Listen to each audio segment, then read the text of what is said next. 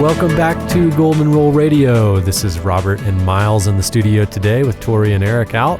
And boy, the confidence in the United States system just keeps growing, doesn't it? Yeah, certainly the repo system. And we'll suggest, and the political system. Oh, political system. Oh, there's news today? There is a little bit of news today and yesterday. Wow. So we'll dig into that here in a few minutes after we cover the charts. But regardless of all that political nonsense, the dollar keeps going up. The dollar does keep going up. I don't know how long it's been. I've been saying the dollar's going to 100, but the dollar's going to 100. It's been years now, but we're a little over 99, and I think we're going to hit it. So what if I finally see the culmination of this big head and shoulders pattern I've been looking for how long have we been doing the show? 3 years? Yeah, almost 3. That'd be beautiful. That's a long-term one, isn't it? Yeah, so then we question, where does the dollar go from there? And I think some of this repo talk out over the last week kind of answers that question for us, because inflation and lower interest rates are the name of the game. Yeah, but what are you talking about, repo, Miles? Explain that a little bit. So there's this little known market, little known to you and me, not little known to the banking industry, is I think they're moving about $1 trillion a day. It'd be the market, right? Yeah, it'd basically be the overnight market. But little known to most people. But we can't participate in it. And this is the overnight market where banks will give collateral, generally Federal Reserve notes and Treasury bills, overnight, borrow money from each other so that they can stay liquid. Now, this provides overnight capital for other riskier investments like equities, or surprise, surprise, 10 years ago, that was the mortgage-backed security market and the repo market and how that affected that. So what this is it's the short-term overnight lending between banks. So if you ever hear the term the Fed funds rate, that's what they're talking about. They're talking about that overnight repo rate. But when you say we can't participate, are you inferring that there are rules for a certain class of people and there are different rules for a different class of people? Well, I think that gets into the second thing we'll be talking about today, and that's the political system. Oh, wow. But yes, that's exactly what I'm talking about, is there's a set of bank lending practices, which allows, and the logic behind it does sort of make sense. It maintains and ensures that there's going to be liquidity in the banking markets the following morning. Well, generally those rates tend to stay, it's what they call the haircut, the overnight haircut, and those rates tend to stay relatively low, around 2 to 2.25%. But starting in October of 2017, the Federal Reserve started to taper back that quantitative easing program we've had 6-8 years prior. Well, that came to a complete stop last month. Lo and behold, less than 4 weeks later, we're already having a financial crisis. So it just goes to show you that there's no actual liquidity in the market except what the Fed is interjecting and what these banks are, for lack of a better term, Ponzi scheme borrowing back and forth from each other to provide. But wait, financial crisis? The S&P's at near an all-time high. The dollar's pushing a 2.5-year high. Where's the financial crisis? That's a darn good question. I've been wondering that myself for the last year here. Why are we lowering interest rates? Because the Dow is at all-time highs. Why are we lowering interest rates? Why are we looking at negative rates when it appears, again, getting back to us as the secondary market, it appears like everything is going along just swimmingly. And that's because there is no actual money coming into the markets. You know, they're expecting about 60+% of all equity transactions this year to be buybacks from the initial companies. Corporate buybacks of equities are going to make up the majority of the market this year. Now, a lot of that has to do with Trump's tax cuts last year. A lot of these corporations are swimming in cash. But the secondary market, us, the general public, we're all in. We don't have any cash to participate anymore. So there's no cash coming in from the system. It's just bank-to-bank cash. And that came to a screeching halt last week. And those repo rates, which averaged 2.25, went up to over 5.5 on average, with some rates hitting over 9.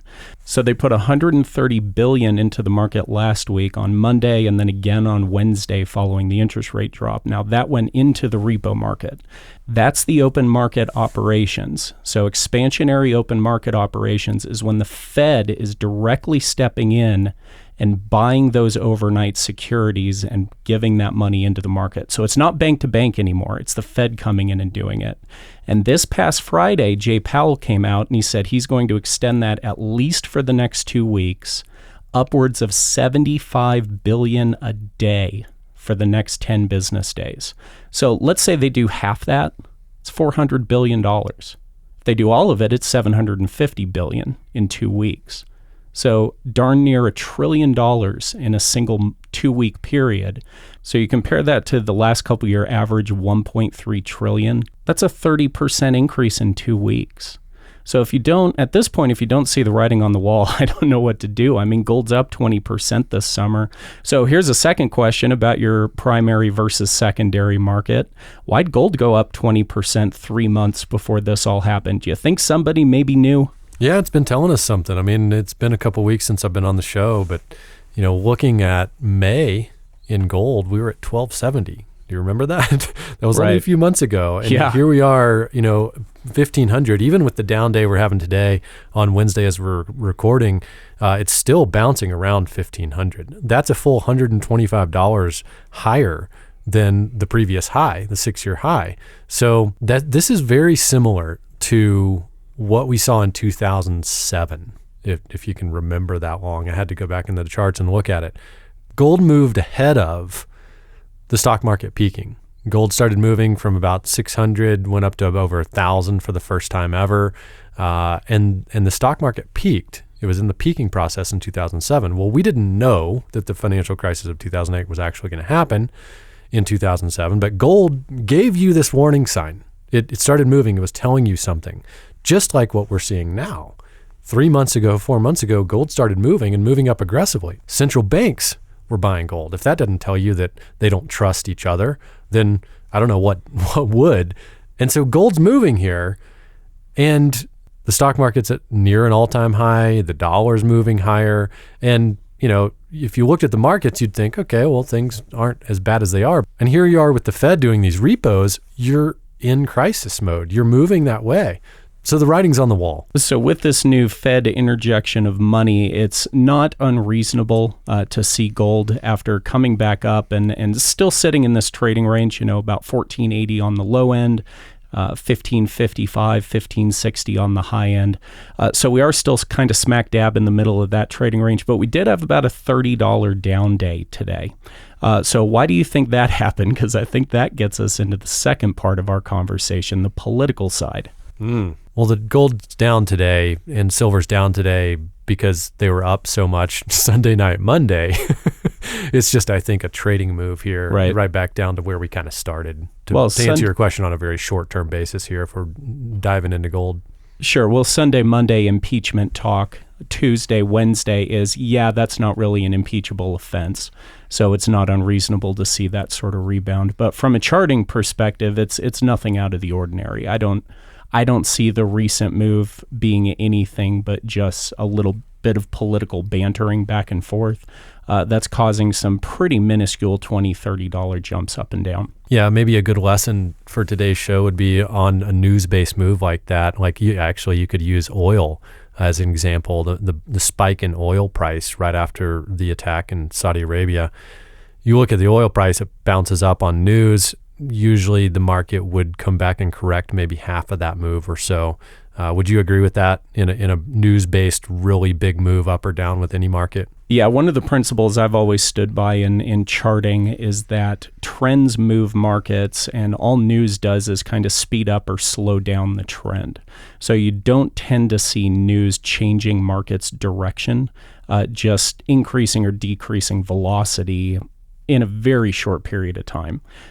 One of the problems with our modern 24-hour-a-day news cycle is that by tomorrow, it'll be a completely different story. Except this is Russia 2.0, Miles. This is not going away tomorrow. They're going to continue to push. It's not, right. Goodness. If there's more confidence that is to be broken, I don't know where the confidence is going to come from. On a political standpoint, I have no idea. Wow. From a market standpoint, I think that gets a little easier, right? I mean, confidence gets broken when the Dow drops 19.5% in a single month like it did in December. And another event like that, I think, does break the back of the secondary market consumer like you and me, coupled with the fact that there's no liquidity in the market except for what the Fed is injecting through inflation, which is a tax on your and my savings and spending. So I think that there are a number of market-related things that could just destroy consumer confidence very, very rapidly, like you bring up 2007, 2008. Yeah, all you have to do is repeat the word recession enough times and it'll become a recession. Right. Say something long enough, it becomes the truth. So while we remain in these trading ranges, I will bring up, silver, light gold down about 65 cents today. So we're just below $18, but just like gold's floor at $14.80, silver's floor is around $17.40. So we're still in the trading range. Yeah, I liked what silver did there. If you draw a fib extension from the bottom in December around just under 14 to the top at 1950 miles, maybe you can throw a chart up on this. The retracement off a 1950 high pulled back to the 382 and bounced right off of that. I mean, it was beautiful. Which is a real shallow move. It is. Which is also the same move platinum did just in the shorter time frame. Platinum's down at its shorter term 382 fib now and has been holding that line.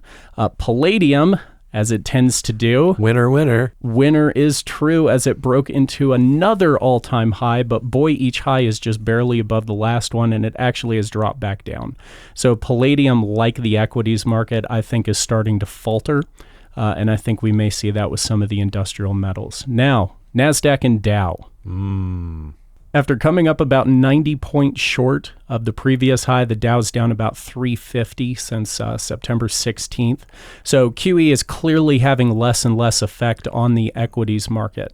The transports, however, never even got close to the previous high, down about 400 points in the same time frame. Now, that's quite a bit larger because the transports are about half the size as far as market cap goes. So that's about a 4% move down in the transports. And the transports lead the equities, as I always say. If you're not shipping goods, you're not selling them. So that, to me, is even more tempting. So the corporate market, with this corporate buyback thing this year, coming on the heels of the Trump tax breaks last year, is what is actually driving this market. So again, it's a lack of liquidity in the secondary market and a lack of consumer confidence, which makes you question just how low it can go, especially with this impeachment talk. So I don't know how many times the topic of impeachment has come up over the last couple of years, more times than I can count. So I'm losing interest in the boy who cried wolf. I think this is just another example of noise. Well, the noise is definitely becoming global. I mean, if you have this U.S. system, all the politics going on in the U.S. systems that are just ridiculous, now it's being made global because of this ridiculous situation with Biden in Ukraine and, in Russia as well, and his son, and John Kerry and his son, and all that corruption that is obvious.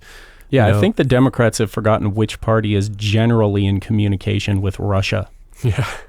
So if you kind of tie a little bit to this together, it doesn't take a genius to figure this out, that the rest of the world, if they're being kind of pulled into this and they're going to view this going on in our country, then I wouldn't say that it's building confidence in the United States. And if it's not building confidence in the United States, the dollar's rising. It's coming up into a crucial level where it probably will hit some kind of high above your number of 100 plus.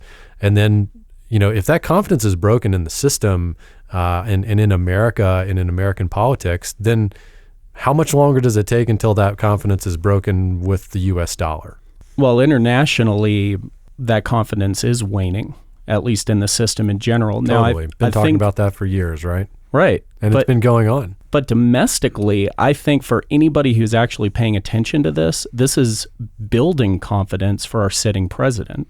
Absolutely. And his next election. With all the Dems running for president, I mean, they're breaking the confidence just by who they're putting forward. Well, and the things that they're trying to throw at the wall to get to stick at this point, people are tired of it too. Yeah, they hold no actual weight, and it's just one impeachment versus no, you can't really impeach a president for that. He didn't break the law.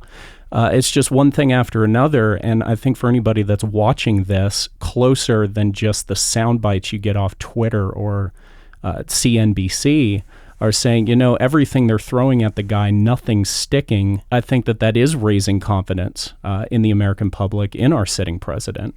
And I think he's going into the next election. Every time they try and fail, he goes into the next election even stronger, no matter who ends up winning the Democratic nomination. Yeah, I mean, they're giving him the fuel that he needs to throw in the face of whoever he's challenging in the presidential debates. I mean, just wait until the sound bites come out where he just throws however many different things back at whoever it is standing across from him. Right. I'm looking forward to the days where we have multiple, very powerful, very platform-driven opponents in presidency. But if it's going to come to a situation of two guys slinging mud back and forth, I don't think there's enough here for a real paradigm shift, just a lot of noise. That's it for Golden Rule Radio this week. You can follow us on Twitter at ICA Gold, like us on Facebook, peruse our website at McIlvaney.com. Call us at 800-525-9556. Thanks for listening. Have a great week.